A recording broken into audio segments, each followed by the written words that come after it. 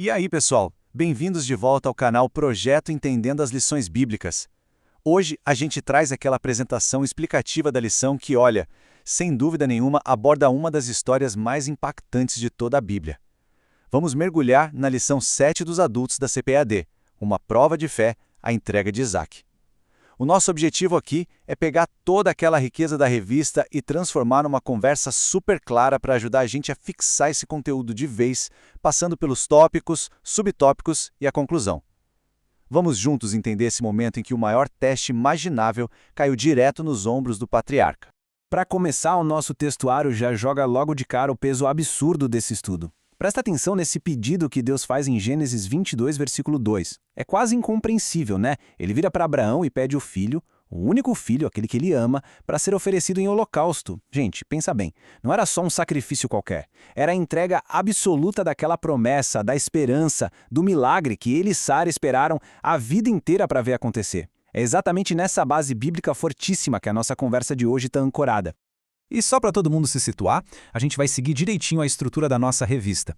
Vamos dar uma olhada na introdução, passar pelos 3 tópicos centrais, a fé provada, a promessa confirmada e o filho oferecido, e aí a gente amarra tudo na conclusão. Bora lá? Então vamos mergulhar nisso. A nossa introdução já prepara a gente para o cenário desse grande teste. Sabe, o chamado de Deus para Abraão sempre exigiu um nível altíssimo de fé e obediência. Ele já tinha provado uma lealdade surreal quando largou a terra natal, a família, tudo isso sem questionar, indo rumo ao desconhecido.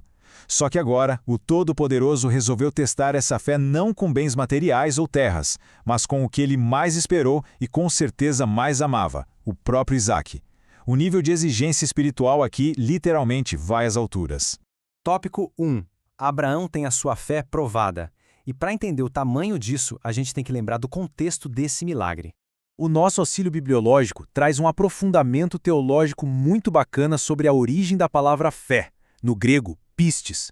E olha que interessante, a fé não é só você acreditar em algo de forma passiva. É uma persuasão firme, sabe? É uma convicção tão profunda que resulta numa entrega pessoal a Deus e te empurra para uma conduta inspirada, para a ação. Abraão não acreditava em Deus só na teoria. A fé dele era super viva e impulsionava ele a ser leal, até mesmo diante do impensável. E é justamente essa fé na prática que dita o ritmo agonizante dessa obediência. A gente vê Abraão levantando de madrugada, sem hesitar. Ele mesmo prepara o jumento, racha a lenha, chama os servos e começa aquela jornada tensa de 3 dias até avistar o Monte Moriá. E tem um detalhe de cortar o coração aí. Ele aguentou o peso dessa provação em total silêncio. Ele não falou nada com Sara. Ele meio que blindou o coração da mãe, mostrando pra gente que tem lutas na nossa caminhada cristã que a gente enfrenta a sós com Deus. Afinal, nem as pessoas mais íntimas iam conseguir entender. Agora no tópico 2, a promessa é confirmada. Vamos ver o desdobramento dessa obediência absurda.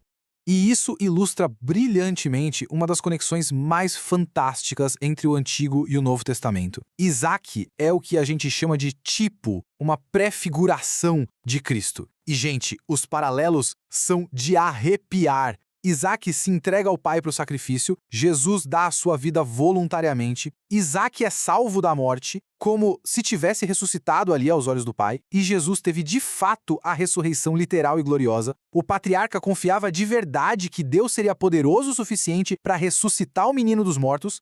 Então, o grande X da questão é entender o propósito dessa descendência toda. Deus poupou Isaac e cravou de novo a promessa de que de Abraão sairia uma grande nação. E quem é o ápice dessa nação? Jesus Cristo. Baseado lá em Hebreus capítulo 2, a gente entende por que Cristo tinha que vir dessa linhagem exata, para ser um sumo sacerdote fiel e misericordioso, para expiar os nossos pecados e, claro, para interceder e socorrer a gente na hora da tentação. Aquela obediência lá no Monte Moriá meio que pavimentou o caminho para o Calvário. Incrível, né?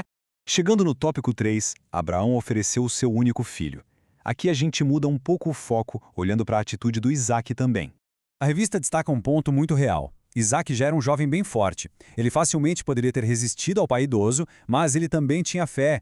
Ele confiou na palavra de Abraão de que Deus ia prover o cordeiro. E fazendo um contraste com essa juventude do Isaac, o texto também nos leva lá para o fim da vida de Sara. Ela faleceu com 127 anos. E olha só, é a única mulher na Bíblia inteira que tem a idade da morte registrada. E é lindo ver a postura de Abraão nesse momento de luto.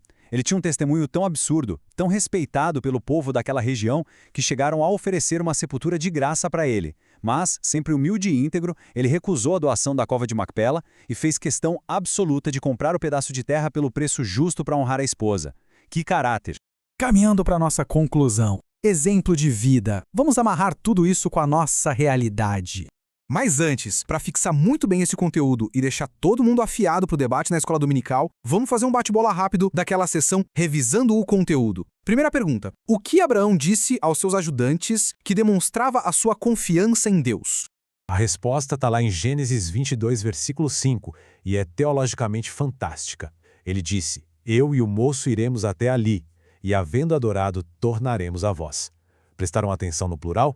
Ele não disse eu tornarei, mas tornaremos. Essa é a prova definitiva de que ele tinha uma fé inabalável, de que os dois desceriam aquele monte vivos. Ele confiou 100% na providência divina. Segunda perguntinha rápida, só para garantir que a parte geográfica e histórica está fresca na memória. Segundo Gênesis 23, versículos 8 e 9, qual foi o local exato da morte de Sara? Se você respondeu Kiriat Arba, você acertou em cheio, tá lá no gabarito da lição. Fica em Hebron, na terra de Canaã. E isso é super importante porque marca a compra da primeira possessão de Abraão ali na Terra Prometida, a famosa cova de Macpela. E para fechar de vez a nossa explicação, a lição traz essa citação fortíssima de Jesus em João 16:33. No mundo tereis aflições, mas tende bom ânimo. Eu venci o mundo. O mestre nunca disse que ia ser fácil. Abraão e Isaac passaram por provações inimagináveis e essa coragem toda tem que servir de inspiração para a gente buscar uma santidade ainda maior. Então a pergunta que eu deixo para reflexão é a seguinte: quando aquela aflição pesada chegar e a fé for testada no fogo, o seu coração vai estar pronto para confiar e entregar tudo no altar do Senhor? Pense nisso. Que essa lição nos fortaleça muito e nos dê aquele bom ânimo para vencer. Um excelente estudo para todo mundo e a gente se vê na próxima.